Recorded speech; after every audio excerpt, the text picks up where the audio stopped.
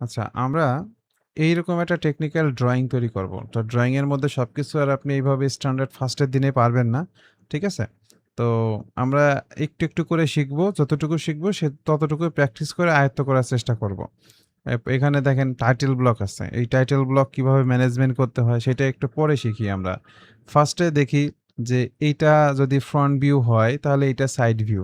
মানে ডাইন সাইড থেকে দেখলে এরকম দেখা যাবে। সরি, লেফট সাইড থেকে দেখলে এরকম দেখা যাবে। কিন্তু বাস্তবে এটাকে আমরা রাইট সাইডে রাখছি, যার কারণে এটাকে সাইড ভিউ বলতেছি। আবার এটা যদি আমরা উপর দিক থেকে দেখতাম তাহলে এরকম একটা ভিউ দেখা যেত। তো টোটাল কয়টা ভিউ আছে? Front view, side view, top view. এই ৩ টে ভিউ এর পাশাপাশি এইখানে আরেকটা ভিউ দেখা যাচ্ছে, সেটাকে বলা হয় আইসোমেট্রিক ভিউ। ওকে? তো ৩ টা ৪ টা যে ভিউ নাম বললাম, এগুলো মোটামুটি আমরা অনেক পরিচিত। তারপরেও কেউ কি এই নামগুলো নিয়ে কনফিউশন আছেন? যে front view, side view, top view, isometric view? Okay. এখন তাহলে আমরা এইটাকে সলিডওয়ার্কস এ ড্রইং করব। ওকে? এটাকে আমি একটু শর্ট করে ফেলি অ্যান্ড সলিডওয়ার্কস ফাইলটা যেহেতু ওপেন করা আছে সেটাকে আমরা আরেকটা খণ্ড করি। একটা সাইডে সলিডওয়ার্কস রাখলাম আর একটা সাইডে পিক্সার রাখলাম যে আমাকে এটাকে দেখে তো ড্রইং করতে হবে। ওকে, ফার্স্ট কাজ হচ্ছে কি আপনাকে আম ফাইল তৈরি করা, নতুন একটা ফাইল তৈরি করা। সেক্ষেত্রে নিউতে যাবেন। নিউতে গেলে দেখবেন ড্রয়িং নামে আপনাদের একটা টেমপ্লেট আছে। ঠিক আছে? এই টেমপ্লেটের দিকে তাকায়েন না, এটা পরে দেখবেন। আগে দেখেন আপনার পিসিতে ৩ টা জিনিস থাকে, তার মধ্যে ড্রয়িং। এটা একটা টেমপ্লেট, এখানে ক্লিক করলে দেন আপনি একটা ড্রয়িং এনভায়রনমেন্টের মধ্যে চলে আসবেন। ড্রয়িং এনভায়রনমেন্টের শুরুতে সফটওয়্যার বলতেছে আপনি যেইটার উপর ড্রয়িংটা করবেন সেই শিট সাইজটা কেমন হবে।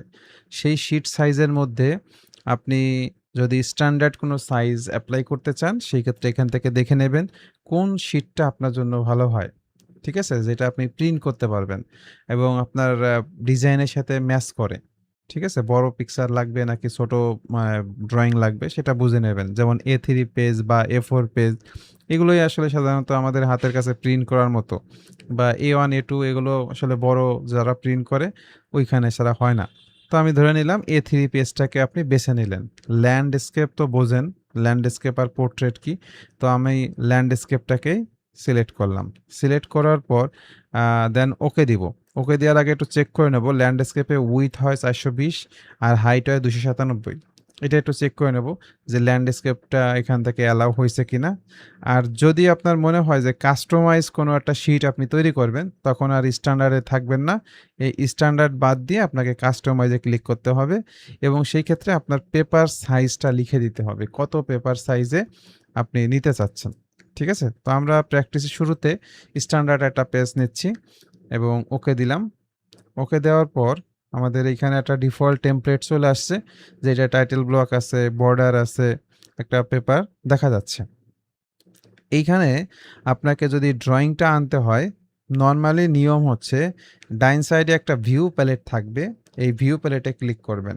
ভিউ প্যালেটে ক্লিক করার পর এইখান থেকে আপনি ব্রাউজ করে আনতে পারবেন। যদি কাজটা রিসেন্ট হইতো এখানে দেখা যেত। এখন যেহেতু কাজটা রিসেন্ট না, বেশ কিছুদিন আগে করা, আমি এইখানে ক্লিক করলে ব্রাউজ করতে পারবো। ব্রাউজ করতে পারবো এবং আমি সেই ফোল্ডারটা খুঁজে বের করতেছি আমার পিসিতে কোথায় আছে।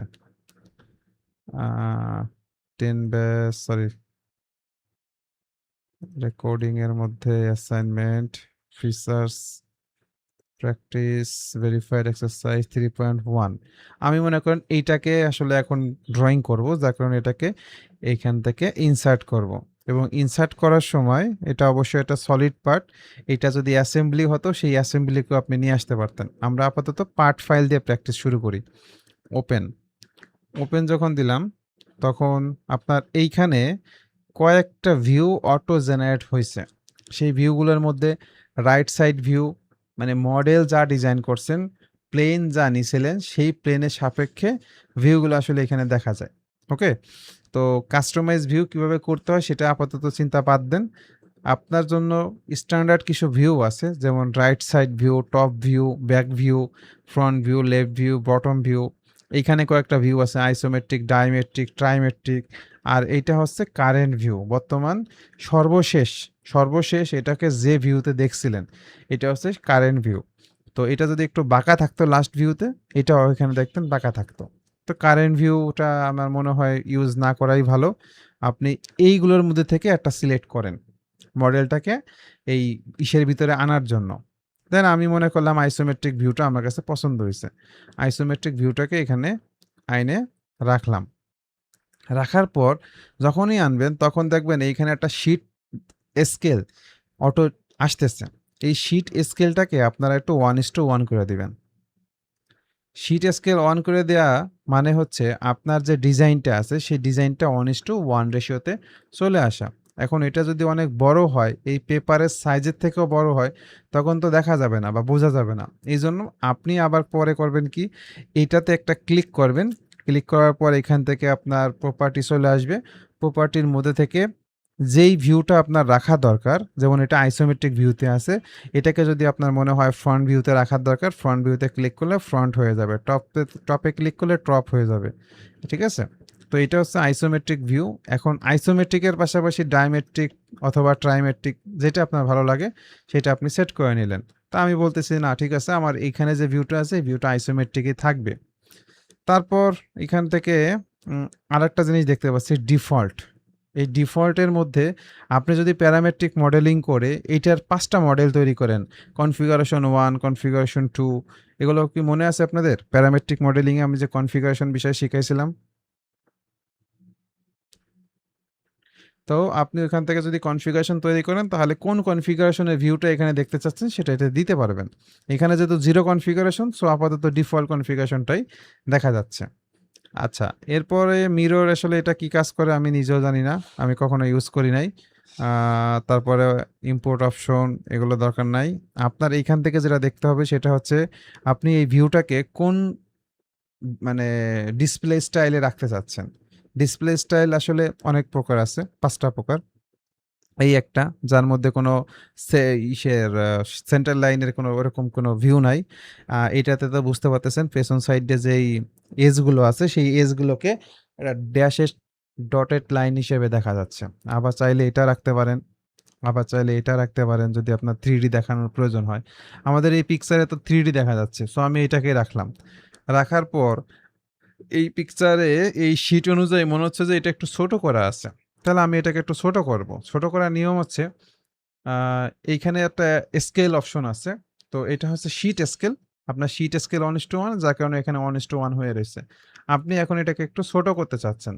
ছোট করতে চাইলে পরের যে ভ্যালুটা সেই ভ্যালুটাকে একটু বাড়াইতে হয়। যেমন 1.5 যদি দেই তাহলে দেখেন ছোট হচ্ছে। আবার পরের ভ্যালুটা যদি কমায় দেন তাহলে এটা বড় হবে। ক্লিয়ার? পরের ভ্যালুটা যদি কমায় দেন তাহলে এটা বড় হবে। তো এটা আসলে মনে থাকবে না আপনাদের। সেজন্য আপনি একটু ভ্যালু বাড়াবেন, কমাবেন তখন বুঝতে পারবেন যে কি করলে জিনিসটা আমার জায়গা মতো হতে পারে। ওকে? আমি 1.5 রাখার চেষ্টা করলাম। এটাই আমার কাছে মনে হচ্ছে মোর দ্যান এনাফ। আর এখানে বাকি যা আছে এগুলো মনে করেন আপাতত আপনার প্রয়োজন নাই। এইটা যখন তৈরি হয়ে গেল, এখন আপনাকে কি করতে হবে? এখান থেকে top view, front view, side view generate করতে হবে। সেজন্য আমরা ড্রয়িং এ চলে যাব। Drawing tab. ড্রয়িং ট্যাবের মধ্যে দেখবেন এখান থেকে প্রজেক্টেড ভিউ নামে একটা অপশন আছে। এখন প্রজেক্টেড ভিউ কি? আগে এই জিনিসটা বুঝতে হবে। এটা বোঝার পরে তারপরে আপনি চলে যান সেটা নিয়ে ফার্দার আলোচনা। প্রজেক্টেড জিনিসটা হচ্ছে আপনার কাছে একটা টর্চ লাইট দিয়ে দেয়া হলো একটা অন্ধকার পরিবেশে, ঠিক আছে? তখন আপনি একটা অবজেক্টকে যখন লাইট মানে দেন, লাইট দেন, তখন সেটা তার বিপরীত পাশে যদি একটা ওয়াল থাকে পারপেন্ডিকুলারে, সেই ওয়ালে বাস্তবে তাকে কেমন দেখা যায়? সেইটাই হচ্ছে প্রজেক্টেড। ঠিক আছে? তো প্রজেক্টেড এইখানে ডিজাইনের ক্ষেত্রে তো অবশ্যই সামনে থাকে কি, কি দেখা যাবে সেই ভিউগুলো দেখা। তো আমি যদি এটাতে ক্লিক করি প্রজেক্টেড ভিউ অ্যান্ড এটা থেকে যদি মনে করেন ওটা অটোমেটিক সিলেক্ট হয়ে গেছে। কেউ নাই তো? এটা অটোমেটিক সিলেক্ট হয়ে গেছে। অ্যান্ড ডাইন সাইডে গেলে কিরকম দেখা যাবে, এদিকে গেলে কেমন দেখা যাবে, এদিকে গেলে কেমন দেখা যাবে, ঠিক আছে? সো যেদিকে যান না কেন একটা ভালো ভিউ আসতেছে না। ভালো একটা ভিউ আসতেছে না। এইজন্য আপনি আপাতত এখন প্রজেক্টেড জিনিসটা মাথার থেকে বাদ দেন। তাহলে এখন কি করা যায়? এখন এইখানে দেখেন স্ট্যান্ডার্ড নামে একটা অপশন আছে। Standard 3 view. এই স্ট্যান্ডার্ড 3 ভিউর মধ্যে কি থাকে? ফ্রন্ট ভিউ থাকে, রাইট সাইড ভিউ থাকে আর টপ ভিউ থাকে। তাহলে এটাতে ক্লিক করেন অ্যান্ড এই অবজেক্টটাকে সিলেক্ট করে দেন। তাহলে দেখেন এই অবজেক্টটার ৩ টা স্ট্যান্ডার্ড ভিউ অটোমেটিক তৈরি হইছে। ক্লিয়ার? এখন আপনার যদি মনে হয় যে এই 3D মডেলটাকে এখানে রাখার দরকার, রাখেন। যেভাবে রাখলে ভালো লাগে, যেভাবে রাখলে আপনার প্রেজেন্টেশন করতে ভালো হয় সেভাবে রাখেন। এর মধ্যে থেকে মনে রাখবেন এইটা হচ্ছে প্যারেন্টস ভিউ। এইটা হচ্ছে প্যারেন্টস ভিউ আর বাকিগুলোকে বলা হয় সান ভিউ। মানে প্যারেন্টস মুভ করলে সানও মুভ করে। সান চাইলে এবারে ডানে বামে মুভ করতে পারবে না। সান শুধুমাত্র প্যারেন্টসের কাছে আসতে পারবে, দূরে যেতে পারবে। কিন্তু প্যারেন্টস মুভ করলে সান মুভ করে। এগুলো একটু জাস্ট মাথায় রাখলে কয়েকদিন পর দেখবেন এগুলো আর ভুলতে পারতেছেন না। তো এখন আমার যদি এটাকে বড় করতে মন চায় তাহলে এটা বড় হবে।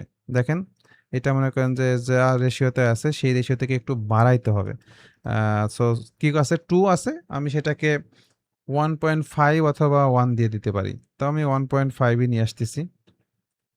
তাহলে অবজেক্ট কি হচ্ছে? এটার পাশাপাশি সবাই বড় হচ্ছে। ক্লিয়ার? এখন আপনার মনে হচ্ছে যে এই যে ডিসপ্লেগুলো আছে সেই ডিসপ্লেগুলো একটু শেডেড ডটেড লাইন আছে। এটা ভালো লাগতেছে না। এইটা রাখলে ভালো হয়। সরি, এইটা রাখলে ভালো হয়। তাহলে আপনি এটা রাখেন। রাখার পর ওকে দিয়ে দেন। ওকে দেওয়ার পর তাহলে এই কাজগুলো কি অটোমেটিক হচ্ছে না? আমি কি বাস্তবে কোনো ভিউ এখন পর্যন্ত ওইভাবে কষ্ট করে তৈরি করছি নাকি অটোমেটিক হইছে? অটোমেটিক হচ্ছে। কিন্তু আপনি যদি এটা ড্রইং করতেন, চিন্তা করে দেখেন কতটুকু সময় নষ্ট হতো। মানে নষ্ট না, মানে কতটুকু সময় লাগতো। আর এটা তো ছোট একটা মডেল। যদি বড় একটা কমপ্লেক্স মডেল তৈরি করতে যান, তখন তার ক্যালকুলেশন করতে আপনার অবস্থা টাইট হয়ে যাবে। ডিজাইনার করা লাগবে না, এমনই হয়ে যাবে। ঠিক আছে?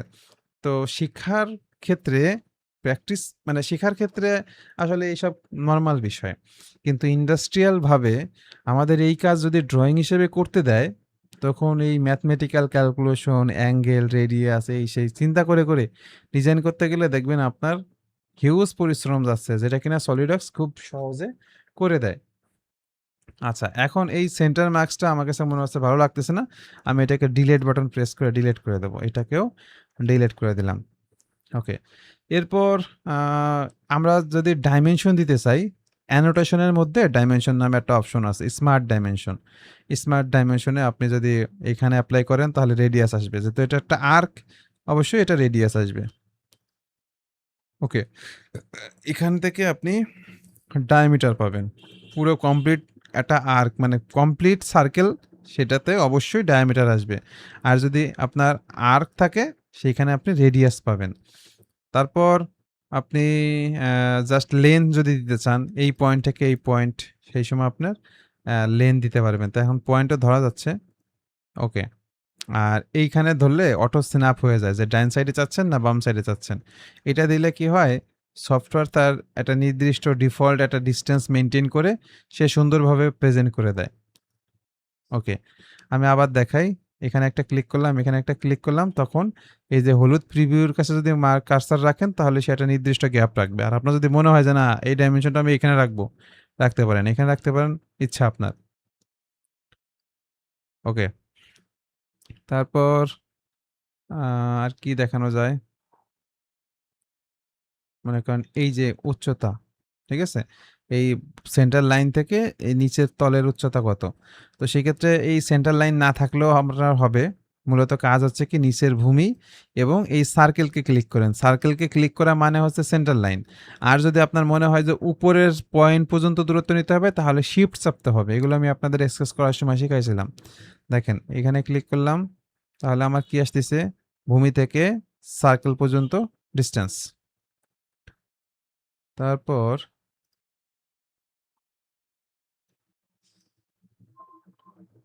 এইবার দেখেন এইখানে যে ভ্যালুটা বসাইছি, সেই ভ্যালুতে শুধুমাত্র ২৪ দেখা যাচ্ছে।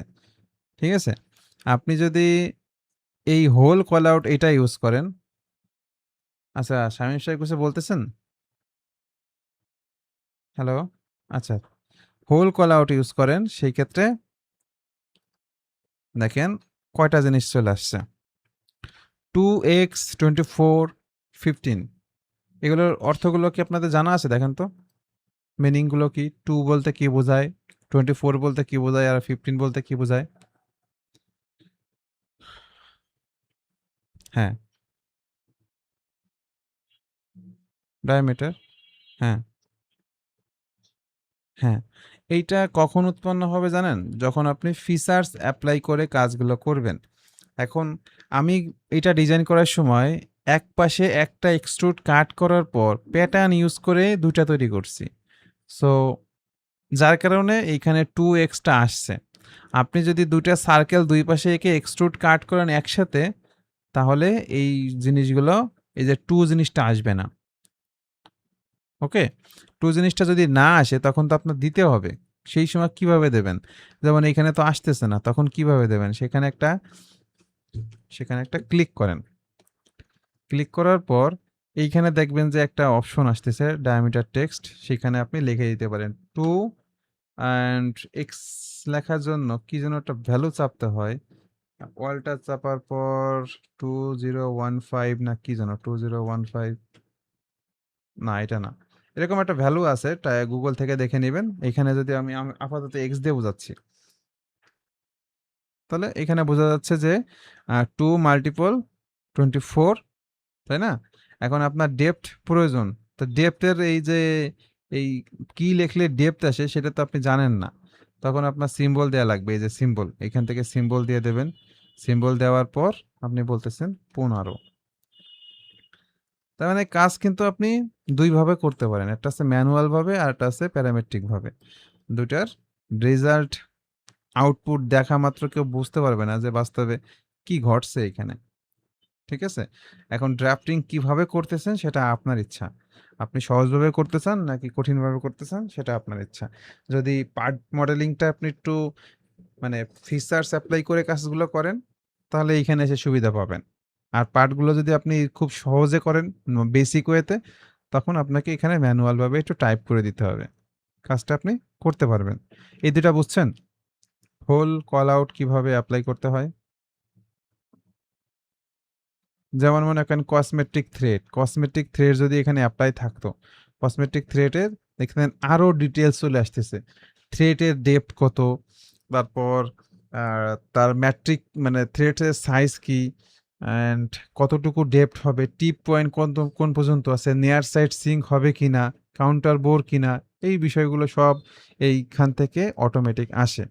আমার যেহেতু এই এক্সাম্পলে এত কিছু নাই, আপাতত আমরা এত ডিটেলসে না যাই।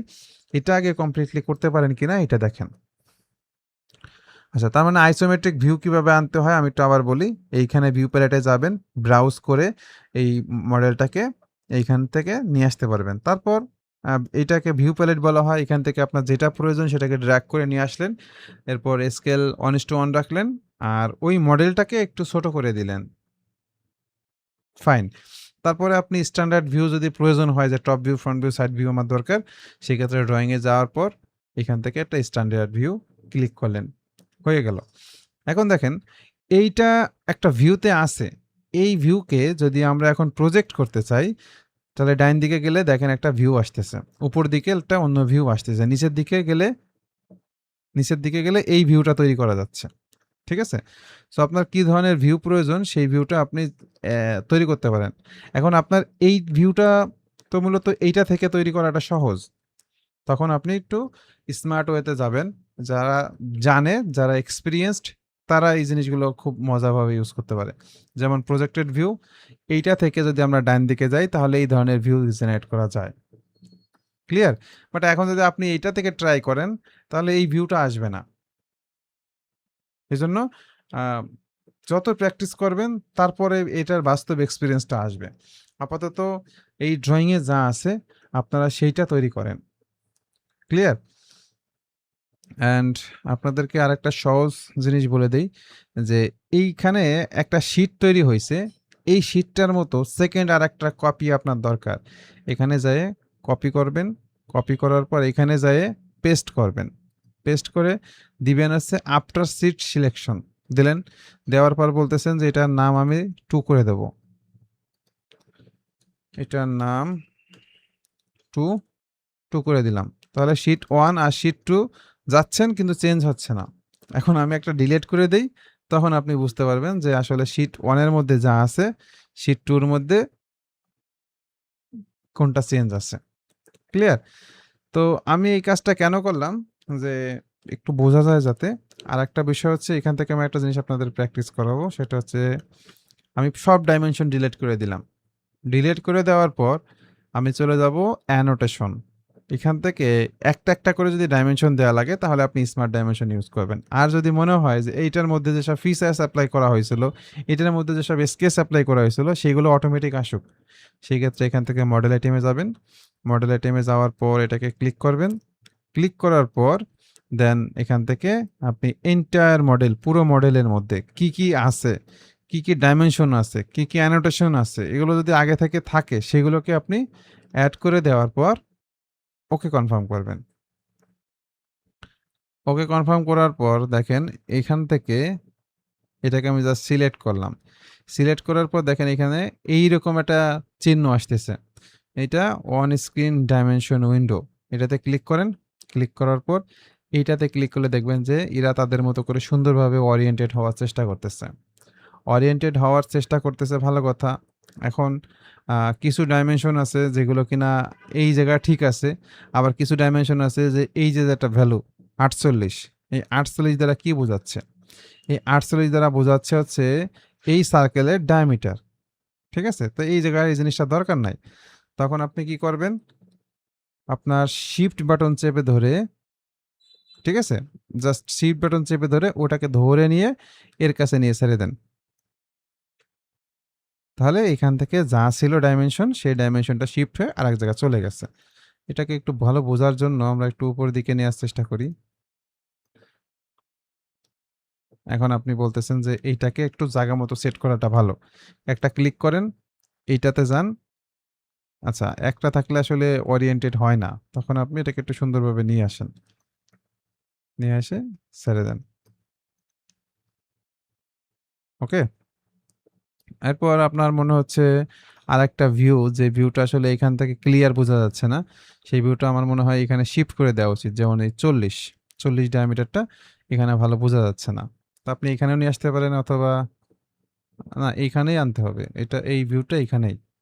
তো শিফট বাটন চেপে ধরে এটাকে নিয়ে এই এজের কাছে নিয়ে ছেড়ে দেন। ছেড়ে দিয়েছেন। এখন এটা ৪০ হয়ে গেছে। এখন আপনার যদি মনে হয় যে এটাকে ৪০ রাখবো না, আমি ডায়ামিটারে রেডিয়াস করব, রেডিয়াস করতে পারেন। রেডিয়াস করলে জিনিসটা দেখতে এই টাইপের হয়।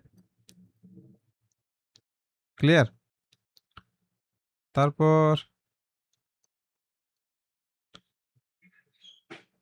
এই 24 ও সেম কাহিনী। এই 24 কে ধরে নিয়ে এই এজের কাছে নিয়ে ছেড়ে দেন। ও অটোমেটিক স্ন্যাপ করে নেবে। এন্ড চেঞ্জ করা লাগলে চেঞ্জ করবেন।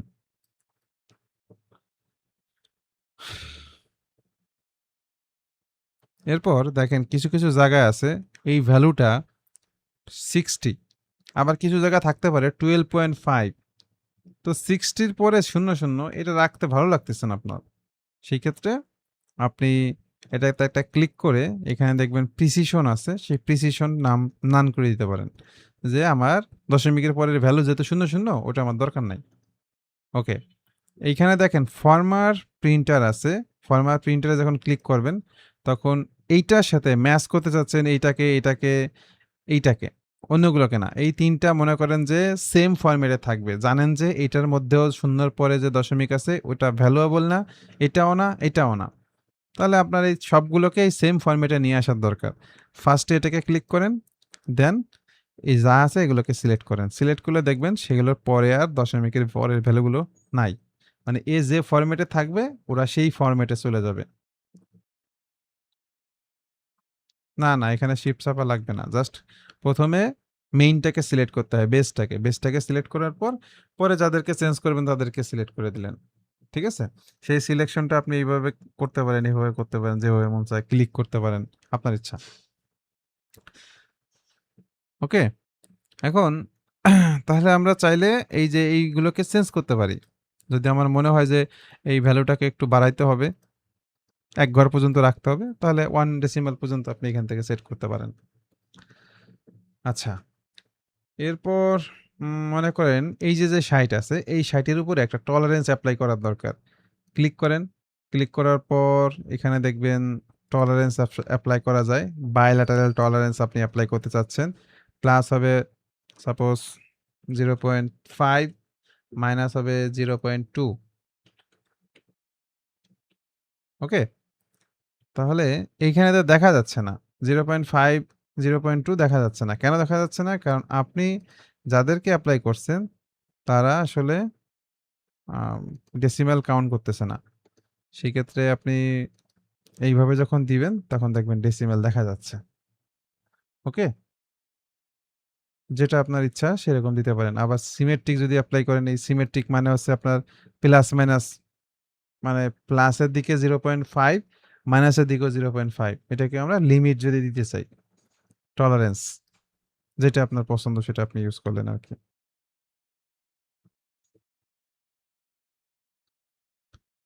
তাহলে এখানে একটা বিষয় হচ্ছে কি, এই ভ্যালুটাকে একটু বাড়াইতে হয়। ঠিক আছে? এই ভ্যালুটাকে বাড়ায় দিবেন। এইবার আরেকটা জিনিস দেখেন, এই যে ৮০ লেখাটা, এই ৮০ লেখাটা মনে করেন ভার্টিক্যালি হবে এবং এই লেখার একটু উপরে থাকবে। এই যে লাইনটা আছে না, ডাইমেনশনের যে লাইন, এক্সটেনশন লাইন, এই লাইনটার একটু উপরে থাকবে। সেজন্য আপনাকে কি করতে হবে? ক্লিক করতে হবে। দেন আদার্স অ্যান্ড লিডার্স। লিডার্সের মধ্যে দেখবেন শেষের দিকে একটা অপশন আছে। এই যে কাস্টম টেক্সট পজিশন। এর মধ্যে থেকে আপনি এইটা করতে পারেন, এটা অ্যালাউ করতে পারেন অথবা এটাও অ্যালাউ করতে পারেন। ঠিক আছে? আর এটা মানে হচ্ছে আপনার লেখাটা হরাইজন্টালি থাকবে। আপনার ডাইমেনশন ভার্টিক্যালি হোক, হরাইজন্টাল হোক, আঁকা-বাঁকা হোক, লেখা অল টাইম হরাইজন্টাল। আর এইটা হচ্ছে যে আপনার লাইন যেদিকে আছে টেক্সটটা সেই দিকে হবে। লাইন যদি বাঁকা থাকে তাহলে বাঁকা দিকে হবে। আর এইটা হচ্ছে কি লাইনের একটু উপরে থাকবে। লাইনের একটু উপরে থাকবে। তো আমার কাছে মনে হয় এটা দেখতে বেশি ভালো লাগে। ইভেন দো যারা ড্রাফটিং করে তারা এই ডাইমেনশনটা বেশি ইউজ করে। আপনার দিক থেকে যেটা ভালো লাগবে আপনি সেটা ইউজ করবেন। ওকে? ডিজাইনটা ভালো প্রেজেন্ট করাটাই বড় দরকার। এখন আমি এইখানে একটা ডাইমেনশন দিলাম। এই ডাইমেনশনের মধ্যে অ্যাং এই মানে লাইনটা দেখেন কোন দিকে? অ্যাঙ্গুলার। কিন্তু লেখাটা হচ্ছে কি ডাইরেক্ট হরাইজন্টাল। এটাকে আপনি চাচ্ছেন যে টেক্সটটা একটু এই লাইনের উপরে হোক। তাহলে কি করতে হবে? Former printer, click and click.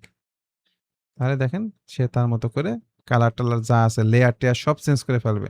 এটা যেহেতু ব্ল্যাক লেয়ারে আছে, এটাও ব্ল্যাক লেয়ারে চলে গেছে। রেড লেয়ার থেকে সে কনভার্ট হয়ে গেছে। এভাবে আমরা আমাদের আ ডিজাইনটাকে একটু বেটার ভাবে ড্রাফটিং করতে পারি। ওকে? আমরা আজকে আর কি আগাবো? নাকি? অনেক টুলস আছে।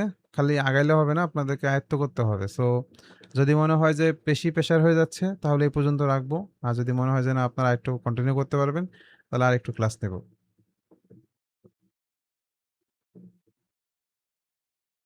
আচ্ছা, সমস্যা নাই। আমি আরেকটা জিনিস দেখায় সেরে দেই। যে এই যে জিনিসগুলো আছে এই জিনিসগুলা অনেক সময় প্রয়োজন হতে পারে যে এইটা এটার সাথে যেই অ্যালাইনমেন্ট এ আছে সেই অ্যালাইনমেন্টে ব্রেক করা যায়।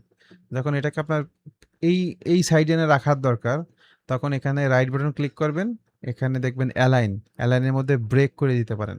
ব্রেক করে দিলে এই জিনিসটাকে এখন মুভ করা যাচ্ছে।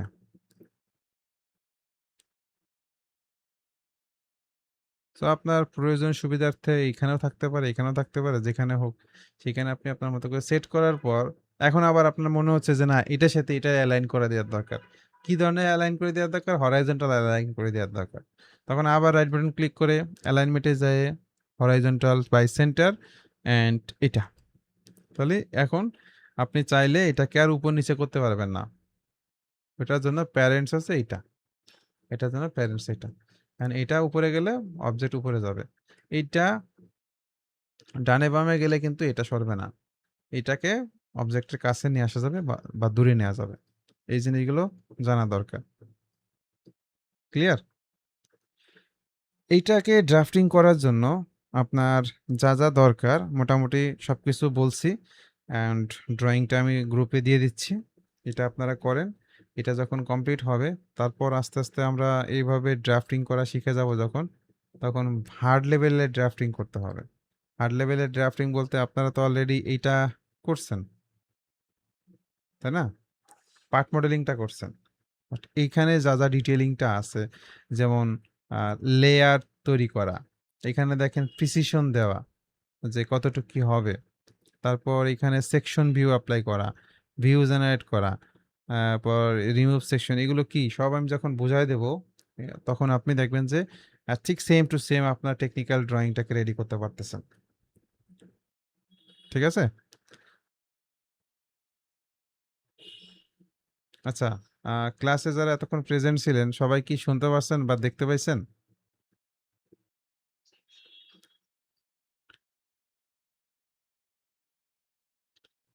আপনাদের ভয়েস?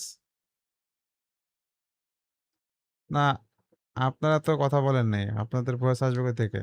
আমি তো আচ্ছা, যাই হোক, আপনারা ক্লাসটা মনোযোগ সহকারে ছিলেন কিনা এটা আমার জরুরি দরকার। অ্যান্ড কালকে আপনারা প্রত্যেকেই এই কাজগুলো করে আমাকে একটু দিবেন। কালকের মধ্যে যদি পারেন বেটার, না পারলে পরের দিনের মধ্যে আমাকে একটা ফিডব্যাক দিবেন। ঠিক আছে? আজকে আমি আপনাদেরকে আপাতত একটা ড্রয়িংটা দিব। এই ড্রয়িংটা দেখেই আপনি ড্রাফটিংটা করেন।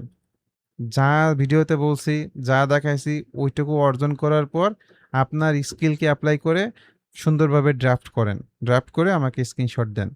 ঠিক আছে? তাহলে আমি বুঝবো যে আপনাদেরকে এখন আমি ৫ টা ড্রয়িং দিব নাকি ৩ টা ড্রয়িং দেব। এখন যদি আমি ১০ টা দেই তাহলে আপনি দেখা গেছে কোনটাই করবেন না। আবার কেউ আছে বলবেন আমি সবগুলো করব কিন্তু অনেক সময় চলে যাবে, বাট আউটপুট আসবে না। এজন্য আগে একটা ড্রয়িং আজকে দিচ্ছি ক্লাস শেষে, অ্যান্ড আপনারা আগামীকালের মধ্যেই আমাকে ওইটা করে দিবেন। তাহলে কি হবে, আমি আরো ৪-৫ টা ড্রয়িং আপনাদেরকে দিব। ঠিক আছে? ওকে। তাহলে আজকে ক্লাসটা এই পর্যন্ত রাখতেছি।